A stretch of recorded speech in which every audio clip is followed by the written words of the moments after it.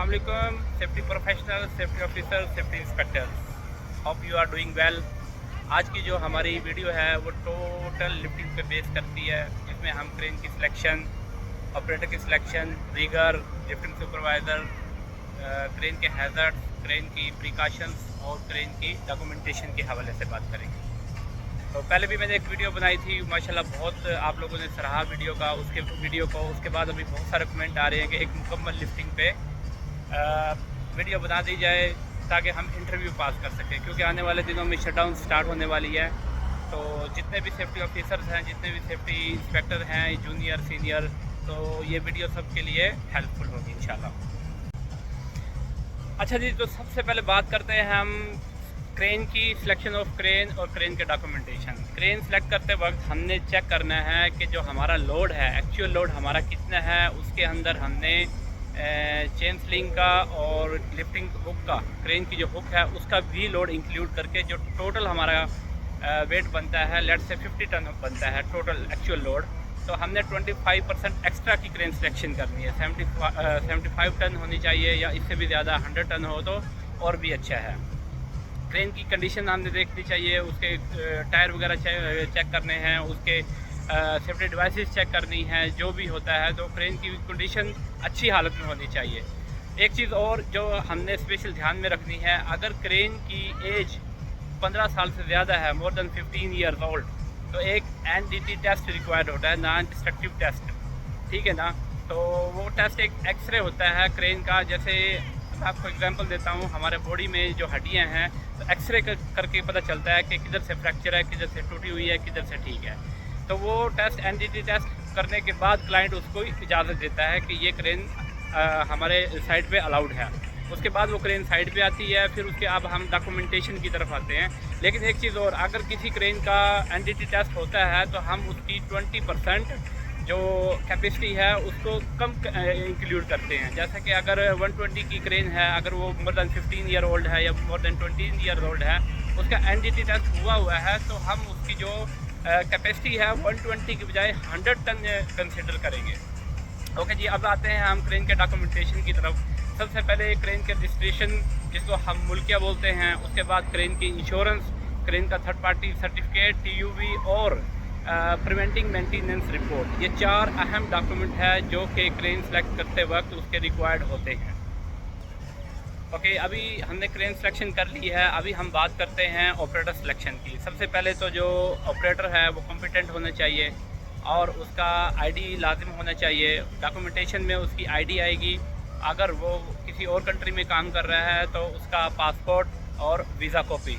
उसके बाद उसका मेडिकल फिटनेस सर्टिफिकेट, उसकी इंश्योरेंस और उसका थर्ड पार्टी सर्टिफिकेट। ये अहम डॉक्यूमेंट है जो ऑपरेटर के लिए रिक्वायर है। उसके अलावा आप उसकी कॉम्पिटेंसी जानने के लिए, चेक करने के लिए, जज करने के लिए आप उससे पर्सनल क्वेश्चन भी कर सकते हैं, आप इंडिकेशन भी कर सकते हैं, या आप उसकी बैक हिस्ट्री भी ले सकते हैं। या फिर अगर कोई क्लाइंट कहता है कि हमें इसकी बैक हिस्ट्री चाहिए या इसका एक्सपीरियंस लेटर चाहिए, ये कितने साल से काम किया है, इसने किधर किधर काम किया है, तो वो भी आप एज ए मेन कॉन्ट्रैक्टर आप उससे रिक्वायर कर सकते हैं। अभी हम बात करते हैं लिफ्टिंग के दौरान यूज़ होने वाले डॉक्यूमेंटेशन। ये इंटरव्यू में मोस्ट कॉमन क्वेश्चन है कि लिफ्टिंग स्टार्ट करने के लिए हमें कौन कौन से डॉक्यूमेंट रिक्वायर होते हैं। सबसे पहले जो हमें डॉक्यूमेंट रिक्वायर होता है वो लिफ्टिंग प्लान है, अप्रूव्ड लिफ्टिंग प्लान, जो कि एक लिफ्टिंग इंजीनियर बनाता है।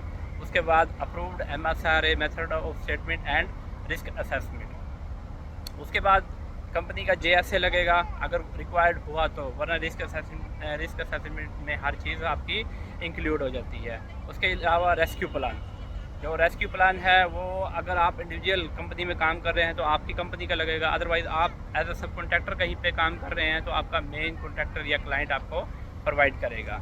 उसके बाद परमिट होगा, डेली TBT होगा।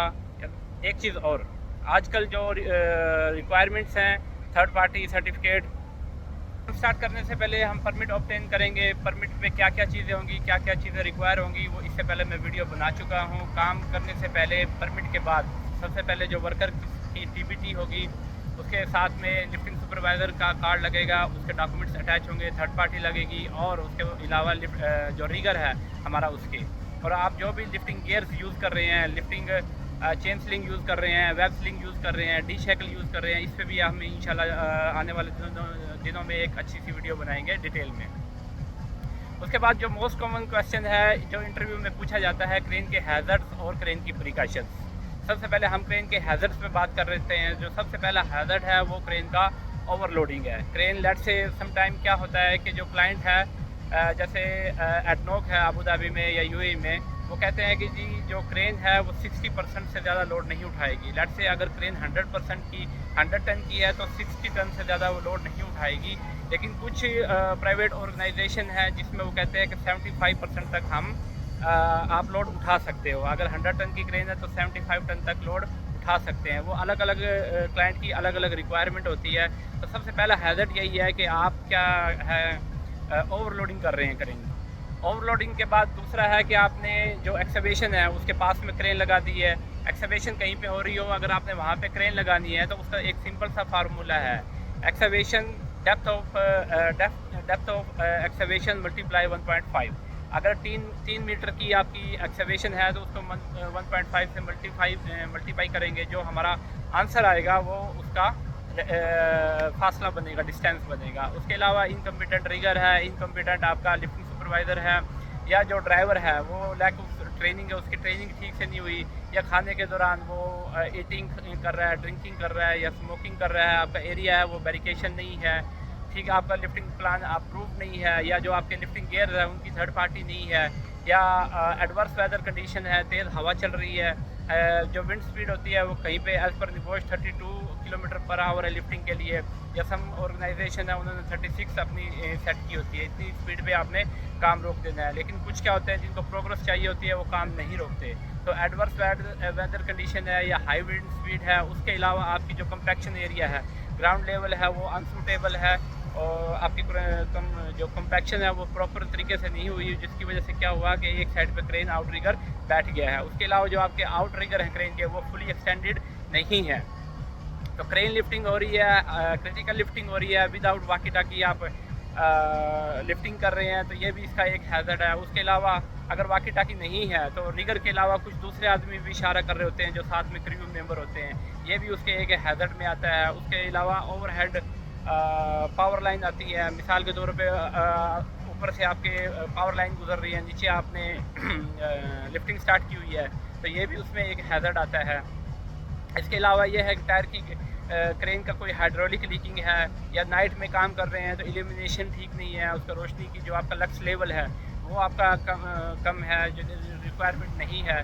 उसके अलावा क्या है कि लोड आपने सस्पेंडेड लोड है, उसके नीचे से कोई गुजर रहा है, या आपने एरिया बैरिकेशन किया हुआ है, जो आपका सस्पेंडेड लोड है वो एरिया के बाहर चला गया है, या फिर सस्पेंडेड लोड को आपने टैग लाइन नहीं लगाई हुई। जो टैग लाइन है इसका भी एक अलग से स्टैंडर्ड होता है, इस पर भी कभी वीडियो बनाएंगे। तो टैग लाइन है वो हमेशा 2 यूज़ होनी चाहिए लोड को कंट्रोल करने के लिए। उसके अलावा और बहुत सारे हैज़र्ड है जिसमें क्रेन की पुअर कंडीशन है, हाइड्रोलिक लीकिंग आ गया, ऑपरेटर ने कोई गलती की है, या ऑपरेटर फटीग में है, उसने डबल शिफ्ट की है। तो ये बहुत सारे जो क्रेन के हैज़र्ड है ये मोस्ट रिलेटिव और कॉमन हैज़र्ड हैं, तो ये आपके इंटरव्यू में काम आएंगे। इसके अब हम बात करते हैं क्रेन की प्रिकॉशंस की। ओके व्यूअर्स, लास्ट में हम बात करते हैं क्रेन की प्रिकॉशंस की, और उसके अलावा जब सेफ्टी ऑफिसर सुबह साइड पे जाता है इसको एक बार फिर रिवाइज़ करते हैं कि सेफ्टी ऑफिसर को क्या क्या चीज़ें चेक करनी है।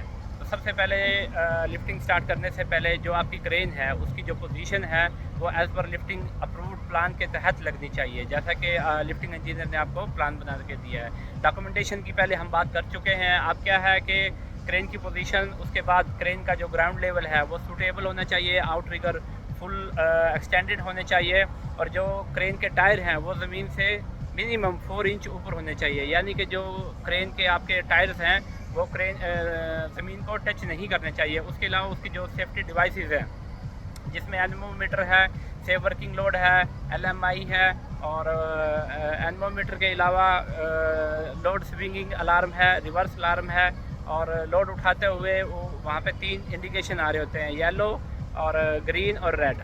येलो का मतलब है मॉडरेट में आ गया है, और यहाँ पे ऑपरेटर एक गलती करते हैं कि जब वो येलो अलार्म दे रहा होता है, येलो लाइट ब्लिंकिंग हो रही होती है यानी मॉडरेट में आ रहा है, तो वहाँ पे एक पास सिस्टम होता है, वो ऑपरेटर उसको बंद कर देता है, उसको कहते हैं क्रेन को बाईपास करना। ये एक क्रेन के हैज़र्ड में आता है। इस चीज़ में ख़ास ख्याल रखें। क्रेन ऑपरेटर को कभी भी जब क्रेन आपका इंडिकेशन दे रही हो येलो का कि अभी यहाँ पे हैज़र्ड होने वाला है, क्रेन टॉपल होने वाली है, क्रेन पलटी होने वाली है, तो वो क्रेन को बाईपास कर देते हैं। ऑपरेटर को कभी भी क्रेन को बाईपास नहीं करने दें। उसके अलावा क्या है कि एक्सीवेशन से क्रेन हमेशा दूर होनी चाहिए। उसके जो पैड है, आउटरिगर पैड है, वो एज़ पर स्टैंडर्ड होने चाहिए। एरिया बैरिकेशन, प्रॉपर बैरिकेशन होना चाहिए आपका। वहाँ पे परमिट बॉक्स रहना चाहिए। परमिट बॉक्स के ऊपर एक क्लियर मेंशन होना चाहिए, this is the permit box, ताकि दूर से नज़र आए। उसके अलावा आप जो बैरिकेशन करते हैं वो सिंपल वार्निंग टाइप की नहीं रहनी चाहिए। पीवीसी बैरिकेशन, हार्ड बैरिकेशन या रोप के साथ रहे तो ज़्यादा बेहतर है। अनऑथराइज्ड पर्सन की वहाँ पे एंट्री नहीं रहनी चाहिए। Unauthorised entry strictly prohibited. उसके बाद आपका रिगर कम्पिटेंट होना चाहिए, आपका लिफ्टिंग सुपरवाइज़र कम्पिटेंट होना चाहिए, और जो क्रेन ऑपरेटर का कैबिन है उसका 360 डिग्री व्यू क्लियर होना चाहिए। ऐसा ना हो कि उसने कर्टेन लटकाए हो और उसको साइडों पे कुछ नज़र नहीं आ रहा हो। तो ये जो सारी इन्वायरमेंट बनता है, उसके बाद सेफ़ लिफ्टिंग स्टार्ट होती है। और as per NEBOSH level 6 diploma वो क्या कहता है कि जो मेन और सबसे पहली चीज़ है वो सेफ़ एक्सेस एंड एग्रेस होनी चाहिए। जहाँ पे आपका लोड जाना है वहाँ पे एक्सेस क्लियर होनी चाहिए, ऑब्स्टेकल नहीं होनी चाहिए, और क्रेन के रेडियस में कोई दूसरी क्रेन नहीं होनी चाहिए। अगर फ़र्ज़ करें कोई ऐसा सिनेरियो आ जाता है कि 2 क्रेनें आपको लगानी पड़े, जो उनका बूम है वो मिनिमम 10 मीटर अवे रहना चाहिए। उससे पहले एक आपको स्पेशल टीबीटी देनी पड़ेगी वर्कर्स को, लिफ्टिंग सुपरवाइज़र को और रिगर को, और 2 आदमी आपको स्टैंड बाय रहना चाहिए। और आप इस बात को इंश्योर करना होगा कि दोनों क्रेन की जो मूवमेंट है बूम की, वो एक दूसरे के ऑपोजिट डायरेक्शन में होनी चाहिए। और डायनामिक लिफ्टिंग कभी भी नहीं होनी चाहिए। मतलब एक क्रेन लोड को उठा के चले या एक हिलते हुए लोड को क्रेन कैरी करे, तो ये डायनामिक कभी भी नहीं होनी चाहिए। ये सबसे बड़ा हैज़र्ड है। इसमें बहुत सारी क्रेन टॉपल हुई हैं। और लास्ट में हम बात करेंगे कि क्रेन लगाने से पहले आप इस चीज़ को इंश्योर करें कि अंडरग्राउंड सर्विसेज तो नहीं है, कोई पाइपलाइन तो नहीं गुजर रही, कोई और सीवरेज सर्विसेज तो नहीं गुजर रही, या उसके अलावा कोई केबल वायर तो नहीं गुजर रही। तो अंडरग्राउंड सर्विसेज के ऊपर कभी भी अपनी क्रेन इंस्टॉल नहीं करें।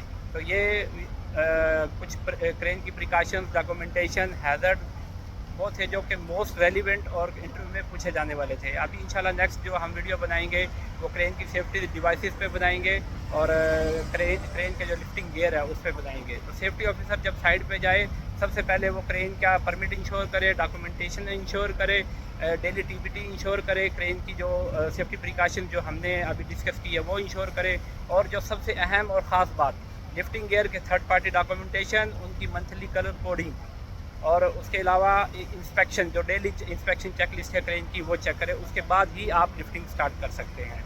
दुआ में याद रखिएगा। Thank you very much.